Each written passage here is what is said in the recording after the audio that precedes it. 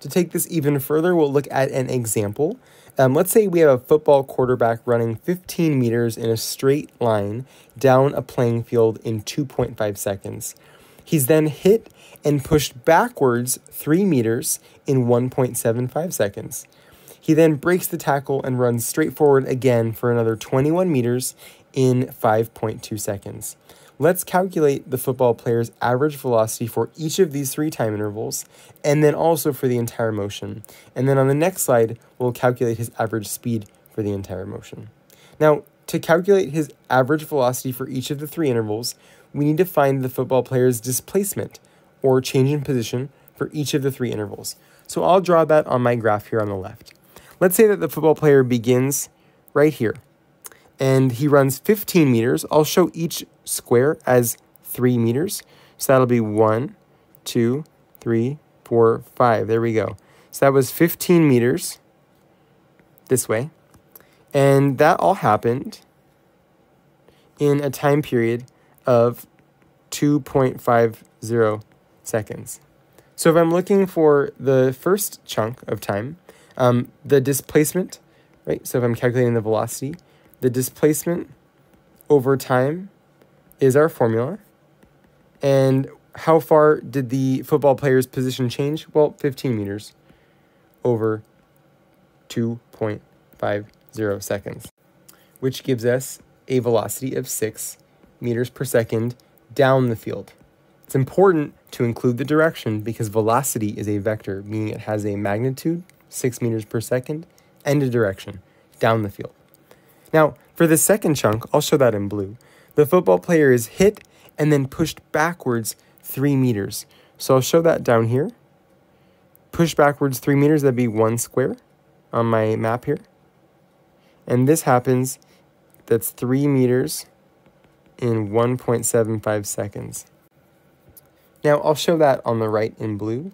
The average velocity for this section would be, again, the displacement over time.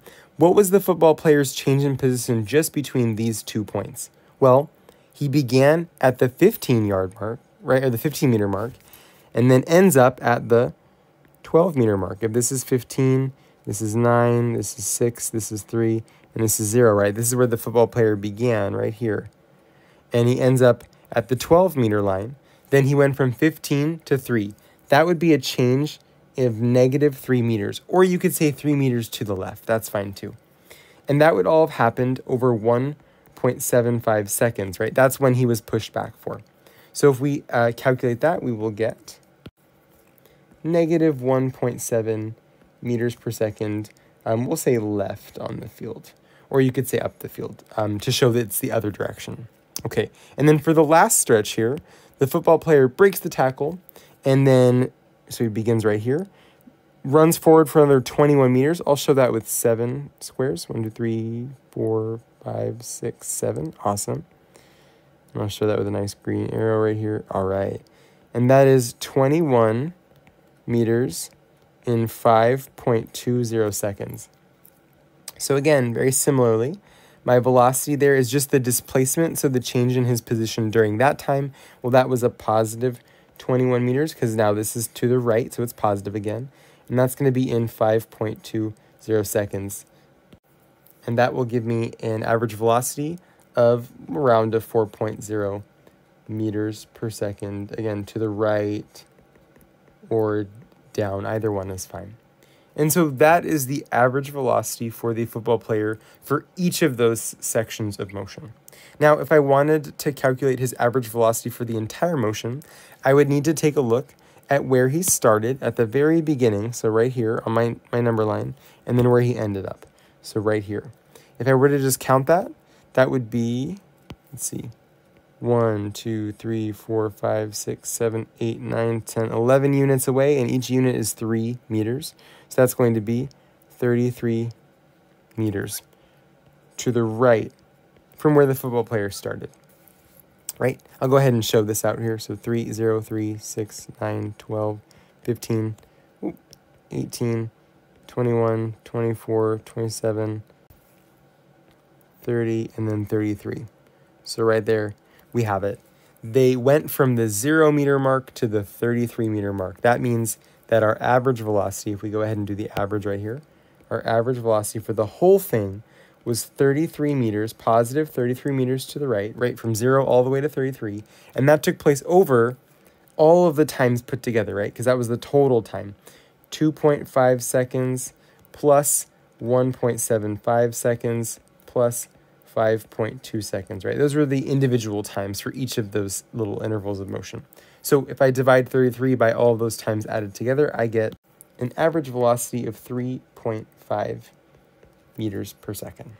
And notice this 3.5 meters per second is a little bit smaller than both of the other velocities we had, and that's because we had a little bit of time where he was moving backwards, and so the backwards velocity sort of averages out those two larger positive velocities, and that's why average velocity can look very different than average speed. It takes the direction into account.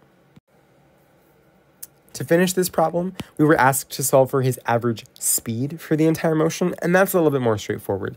Our average speed is just all of our distances added together, then dividing that by the total time.